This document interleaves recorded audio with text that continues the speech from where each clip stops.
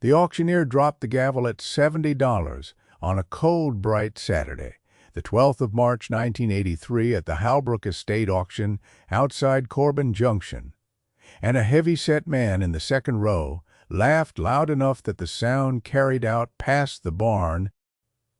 The laugh was the kind that wanted an audience, and it got one, heads turned. Somebody snorted into a paper cup of coffee. And the man who had just bought the thing, an old fellow in a canvas jacket, the color of dry grass, only reached into his shirt pocket for the folded bills, counted them out slow onto the clerk's card table, and touched the brim of his work cap once before stepping back into the crowd.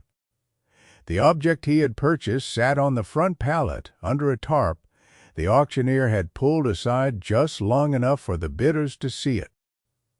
It was a Conductor's satchel from the old passenger line, black pebble leather gone brown at the corners, the brass throat clasp missing, and replaced by two heavy iron bolts driven straight through the frame.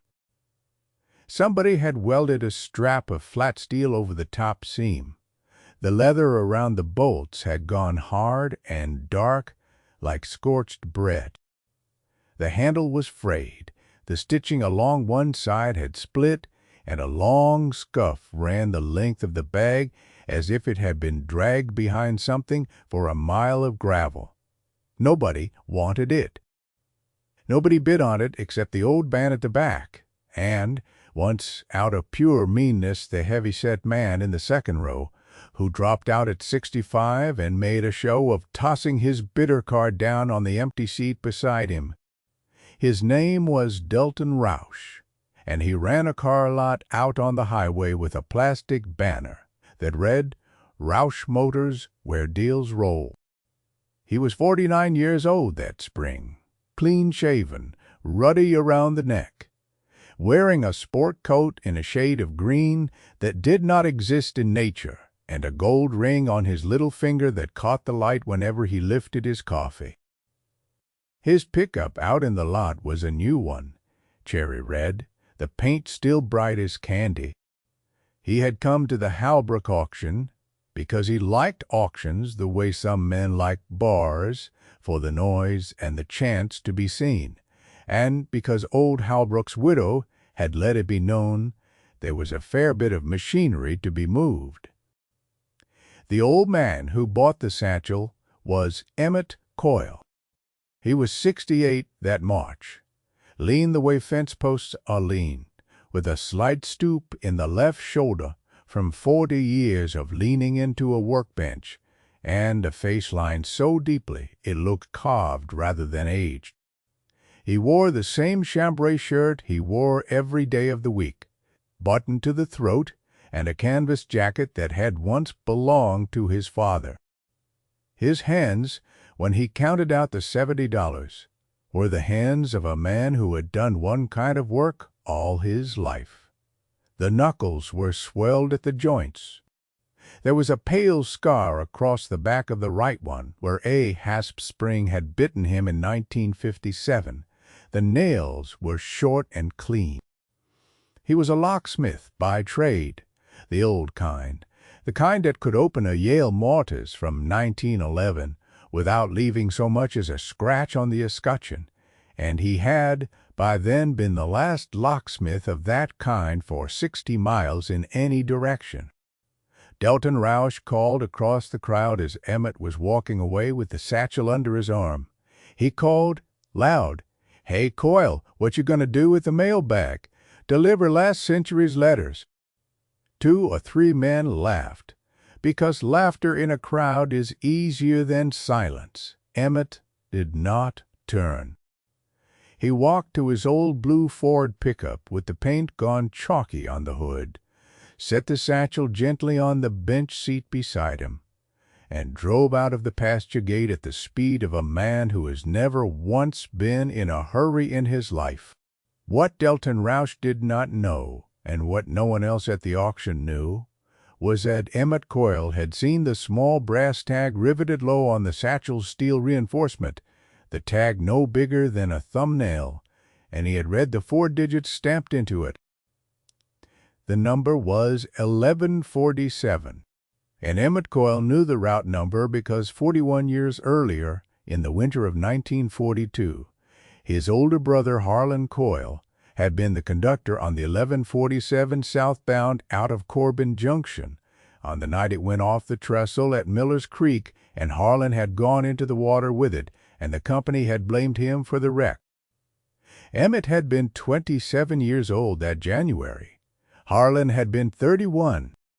They had lost their father the year before to a bad heart, and their mother had already gone to a stroke in the fall of 1939.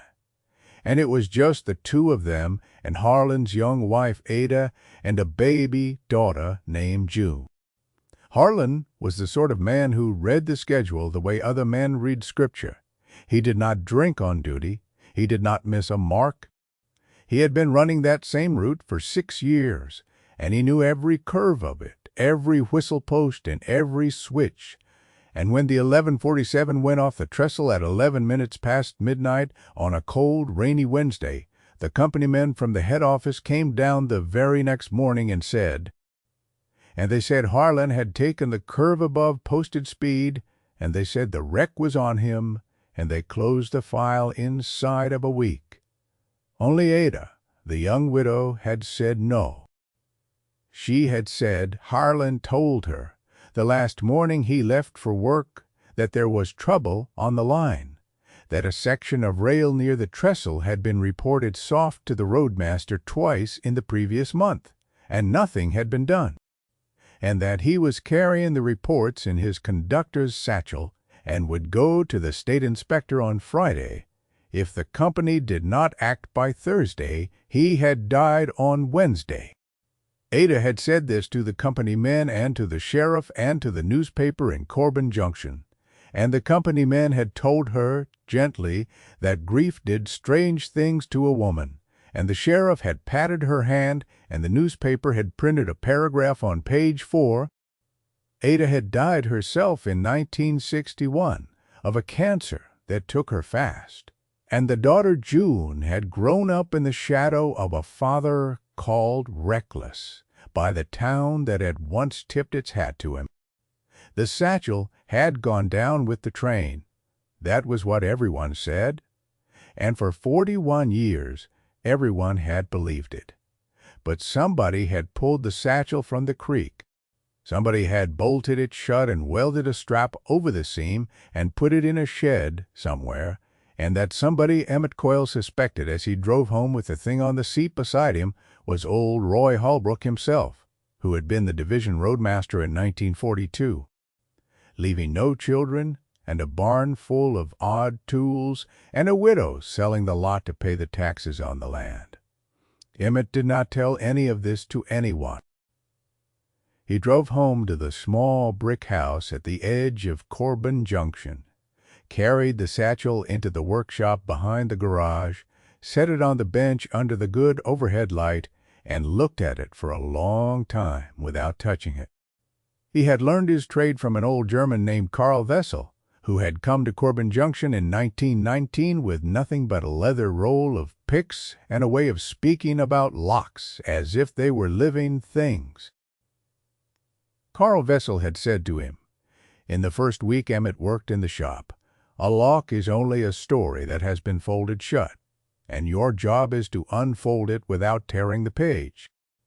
Karl had died in 1954, and Emmett had run the shop alone until 1978, when a quiet young man named Wesley Trine had come asking to be taught, and Emmett, who had not thought anyone.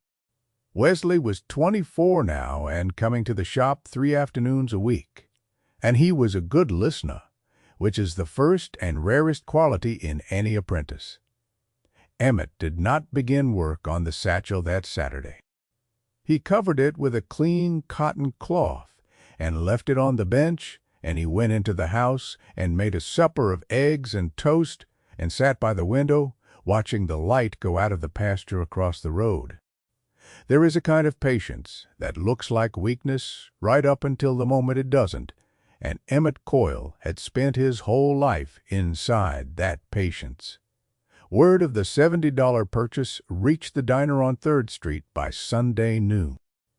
Delton Roush had told the story at his own breakfast table and again to the boys at the car lot when he stopped in to check the weekend traffic, and by Monday morning the town had a nickname for the thing. And men who had never spoken to Emmett Coyle in their lives were shaking their heads over their coffee and saying that the old locksmith had finally lost his eye. A fellow named Bill Prather, who had known Emmett since grade school and meant no harm by it, came down to the shop on Tuesday afternoon and leaned in the doorway and said, "Emmett, they're saying you paid $70 for a bag with nothing in it." Emmett was at the bench with a fine pin file in his hand, working on a Schlage cylinder for the Presbyterian Church. He did not look up. He said, "It will open." That was all he said. Bill stood there a minute more, and then he said, "Well, all right," and he went on his way. And by supper time the diner had that too, that Emmett Coyle had said the bag would open. Wesley came in Wednesday after his shift at the feed mill, and Emmett showed him the satchel then, uncovered it under the bench light, and let Wesley run his fingers over the bolts and the welded strap and the hardened leather. Wesley did not laugh. Wesley said, "Somebody wanted this shut for good." Emmett nodded. Wesley said, "You going to cut it?" Emmett said, "No, I am going to open it." And Wesley, who had learned in 5 years of afternoons that his teacher meant what he said in the exact words he said, only nodded and pulled up the second stool and asked what tools they would need. Emmett would not use a torch on the welded strap, because the heat would ruin whatever paper was inside, if there was paper inside, and he believed there was. He drilled the peened heads off the 2 iron bolts, slowly on the smallest bit he owned, stopping every few seconds to let the metal cool, brushing the shavings away with a sable brush the size of a pencil. It took him 3 hours to get the first bolt out. He did not raise his voice, he did not sigh, he did not rush. Wesley watched and handed tools, and said almost nothing. Carl Vessel had said once, "Patience is not waiting, patience is working slower than the thing you are working on." The second bolt came out on Friday night. The welded strap was harder. Emmett used a hacksaw, changed the blade 3 times, and cut through the strap on the outer side of the seam where he could get at it without the blade touching the leather. He worked past midnight. Wesley had gone home. The shop was quiet, except for the tick of the wall clock and the small rasp of the saw. When the strap came free, Emmett laid it on the bench beside the 2 bolts and covered the satchel with the cloth again, and went into the house and slept for 4 hours and got up at dawn. On Saturday morning, 1 week after the auction, Emmett Coyle sat down at his bench with the satchel in front of him and lifted the top flap for the first time in 41 years. The leather cracked as it opened, not tore, only cracked at the fold like old bread. There was a sound as it came apart, a small dry sound like a held breath finally letting go, and Emmett sat back on his stool and did not look inside for almost a full minute. He sat there with his scarred hands on his knees and his eyes on the far wall, and then he leaned forward and looked. There were 3 things in the satchel. There was a bundle of papers tied with waxed twine, brown at the edges but dry, because the satchel had been sealed before it had had time to soak all the way through, and because the leather, though hardened. There was a small canvas pouch, drawstring, heavy in a way that told Emmett what was in it before he opened it. And there was an envelope, sealed with red wax, with writing on the front in a hand Emmett recognized from Christmas cards 42 years old. The writing said, "To whoever opens this bag, being of sound mind and honest purpose, please read what follows and do what is right." Emmett unfolded the papers first. They were 3 reports from the Roadmaster's inspection log for the months of November and December 1941 and January 1942, and each of them noted in a clerk's steady hand that the northbound rail approaching the Miller's Creek trestle had been reported soft by the section foreman, and each of them had, in the margin, a notation in a different hand. 2. In pencil, initialed R.H., that read, "Hold for spring. Do not report upstream." The initials R.H. belonged to Roy Halbrook, the division roadmaster, who had held the line's inspection reports in his own desk, and had chosen, for reasons of budget or laziness or fear of a superior, to sit on them through a winter he did not think would matter. Emmett read the reports twice. Then he opened the canvas pouch, and there were $480 in old bills inside it, folded twice and bound with a rubber band that had perished into black dust, and a small silver pocket watch that had belonged to Harlan Coyle and had his initials H.C. engraved on the case. The watch their father had given Harlan on his 21st birthday, the watch the family had thought lost in the creek. Then Emmett opened the letter. The wax cracked cleanly. The paper was a single sheet of the railroad's own stationery. It was in Harlan's hand, and it was dated the 20th of January, 1942, 7 days before the wreck.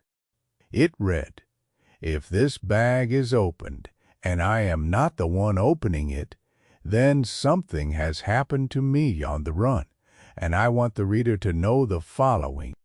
I have made copies of 3 inspection reports, which prove the roadmaster has been holding back word of soft rail at Miller's Creek. I am carrying the copies in this satchel on my person on every run. I have told my wife Ada that if I am killed on the line, she is to say what I have told her, and she is to be believed. The money in this bag is my savings for a house for her and June, and it is hers if I do not come home. The watch is for June when she is grown. If you are reading this, please carry these papers to the State Railroad Inspector at Frankfort, and please give the money and the watch to my Ada, or if she is gone, my name is Harlan Coyle. I am not a reckless man. Signed, Harlan Coyle, Conductor, Route 1147. Emmett Coyle sat at his bench for a long time. The light through the window went from the pale gray of early morning to the clear white of full day. He did not weep. He had done his weeping in 1942 and again in 1961 when Ada died, and he was too old and too plain a man to weep now over what he had known in his bones for 41 years. But he sat there a long time. $480 in 1942 bills was worth more than the face value to a collector, and no one would ever have known. He could have kept the watch, his own brother's watch, and no one would have blamed him if they had known, because he was the last of the family, and the watch was as good as his by any measure of blood. He could have burned the letter and the reports and let old Roy Halbrook stay dead and respectable, because Roy Halbrook was past caring and the town liked him. He could have done any of that, and no one would ever have known. He did not consider it for as long as it takes to say. He folded the letter back along its creases. He tied the papers again with a fresh piece of twine.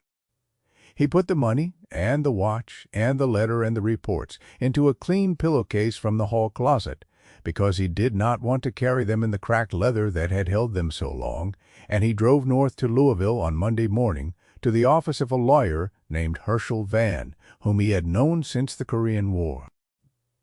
June Coyle, who had been the baby in the wreck year, was 51 that spring, and she lived alone in a small frame house in a town called Battyville, and she worked at the county clerk's office there, and she had grown up being told by half the people she met that her father had killed 31 passengers because he took a curve too fast.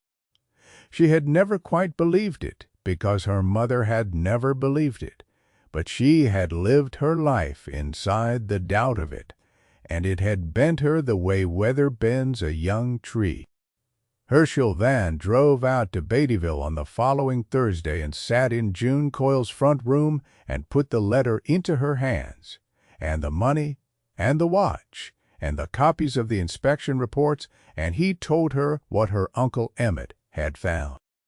And June Coyle read the letter 3 times, and then she put her head down on her knees, and she cried for a long time, and Herschel Van sat with her until she was done, and then he drove home. The State Railroad Board reopened the file that summer. The original inspection reports were found in a sealed cabinet at the old division office, and Roy Halbrook's initials were matched against payroll signatures from 1941, and the finding of operator error against Harlan Coyle was formally reversed on the 18th of September 1983, 41 years and 8 months after the wreck. The Corbin Junction newspaper, which had printed a paragraph on page 4 in 1942, printed the reversal on page 1, above the fold, with a photograph of Harlan in his conductor's uniform that June had kept in a drawer since she was 6 years old. Delton Roush did not laugh any more in the diner. He said very little that fall, and less in the winter. His car lot went sideways within 2 years, partly because the highway bypass opened east of town, and partly because a man who has been publicly proven wrong loses a certain kind of confidence he needs to sell a used car. And by 1986, the Roush Motors banner was down, and Delton had moved to a town in Alabama where nobody knew about the $70 satchel. The satchel itself Emmett gave to the Historical Society in Corbin Junction on the condition that the letter and the reports be displayed with it under glass, along with the photograph of Harlan. The society put it in the front room of the old depot building, which had been made into a small museum in 1975, and they wrote a plaque that told the true story in 6 paragraphs, and they put Harlan Coyle's name on it, and the number. Emmett Coyle went to see it one evening in October of 1983 alone, after the museum had closed, because the woman who ran the society had given him a key and told him to come whenever he liked. He stood in front of the glass case for maybe 10 minutes. He did not touch the glass. He read the plaque once, slowly, and he looked at his brother's face in the photograph, young and steady, and he touched the brim of his work cap once, the way he had touched it at the auction, and he went home. Wesley Trine took over the shop in 1991, when Emmett's hands finally stiffened past the point where he could file a pin true, and Emmett lived another 9 years in the brick house at the edge of town, and he did not talk much about the satchel to anyone, because it had never been about the talking. So, I will leave it with you. If you had been the one at that auction, and you had seen the small brass tag with the number of your brother's last run stamped into it, and you had carried that bag home and opened it and found the money and the watch and the letter, would you have kept even a little of it for yourself after 41 years of a name gone bad? Or would you have done what Emmett Coyle did and given every last page and every last dollar to a daughter you barely knew?